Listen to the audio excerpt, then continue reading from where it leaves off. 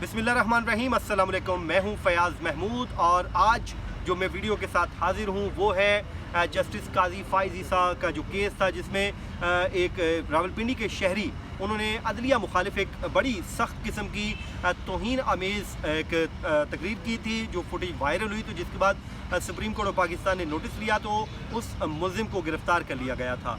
अब मामला ये है कि वो अपनी ज़मानत के लिए इस्लामाबाद हाई कोर्ट में आए हैं, क्योंकि उनकी जो ज़मानत थी इंसदाद दहशतगर्दी की अदालत ने खारिज कर दी थी और उनको जेल में ही रखने का हुक्म दिया था। तो अब उसमें अहम तरीन पेशरफ्त ये हुई है कि जस्टिस काजी फ़ाइज़ ईसा की अहलिया सरीना ईसा को भी इस्लामाबाद हाई कोर्ट ने नोटिस जारी करके जवाब तलब कर लिया है। तो आज मेरे साथ मौजूद हैं साकिब बशीर साहब, वो भी इस वक्त मेरे साथ केस अंदर मौजूद थे, गहरी नज़र रखते हैं इन तमाम तर केसेस के ऊपर। तो मैंने सोचा कि आज हम इन्हीं की राय में राय लेते हैं और इन्हीं से पूछते हैं कि इस मुकदमे का आप स्टेटस क्या है। साकिब साहब, सबसे पहले तो इसकी समाज से मुतालिक बता दीजिए और नोटिस किस किस को हुए हैं और आगे क्या होने जा रहा है इसमें। जी, ये मुलज़म इफ्तिखारुद्दीन है, जिन्होंने जो तौहीन अमेज़ धमकी अमेज़ जो एक वीडियो थी वो अपलोड की थी। उसके ख़िलाफ़ इंसदाद दहशतगर्दी अदालत ने जो ज़मानत का केस था मुलज़म के ख़िलाफ़, वो ज़मानत मुस्तरद की थी। अब इस्लामाबाद हाई कोर्ट में ये केस आ चुका है। इसमें अहम बात ये है कि जो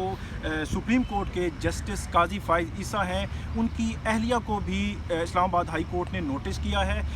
कल जो है इस केस की समाअत होने जा रही है।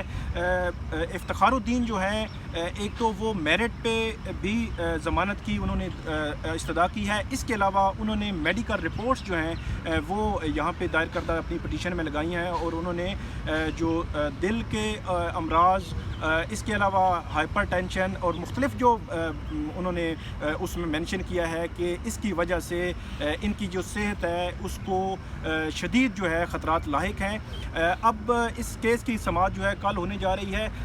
इसमें अहम यही है कि जो जस्टिस काजी फ़ाइज़ ईसा की अहलिया हैं, वो उनका वकील यहाँ पे आकर क्या मौक़िफ़ लेगा। जो स्टेट है उनको भी नोटिस जारी हो चुके हैं। सुप्रीम कोर्ट में तौहीन अदालत का केस जो ज़ेरे इल्तवा है, उसका डायरेक्ट तो किसी सतह का कोई असर जो है वो इस्लामाबाद हाई कोर्ट के केस पे नहीं है। लेकिन बज़ाहिर हमने देखा है कि जब जो आला अदलिया में किसी भी मुलज़म का केस ज़ेरे इल्तवा हो, जिसमें डायरेक्ट जो है वो सुप्रीम कोर्ट के जजेस को जो मुलज़म की जानिब से निशाना बनाया गया हो, तो बज़ाहिर ये लगता है कि मुलज़म को इस्लामाबाद हाई कोर्ट से भी रिलीफ नहीं मिल सकेगा।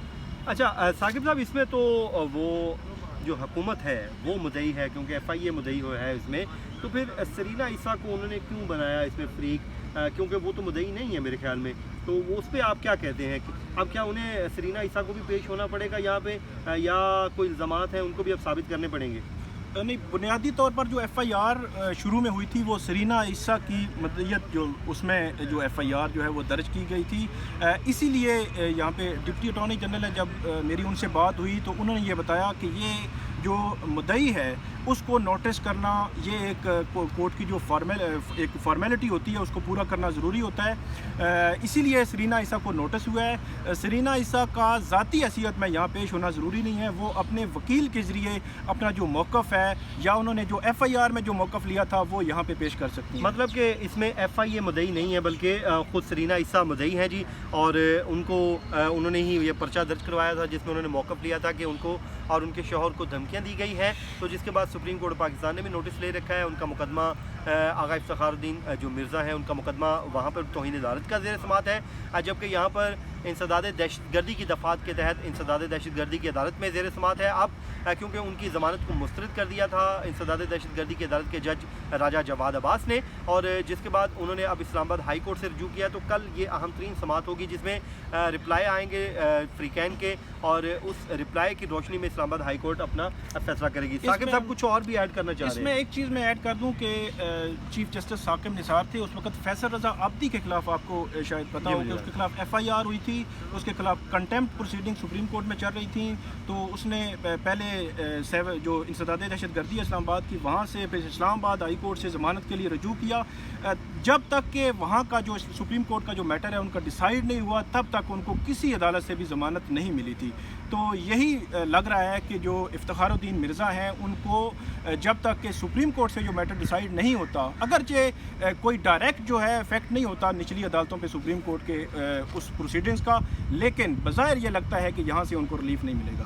اب دیکھتے ہیں جی حتمی فیصلہ تو کیونکہ اب جب معاملہ اسلام آباد ہائی کورٹ میں ہی ہے اور انہوں نے ہی فیصلہ کرنا ہے.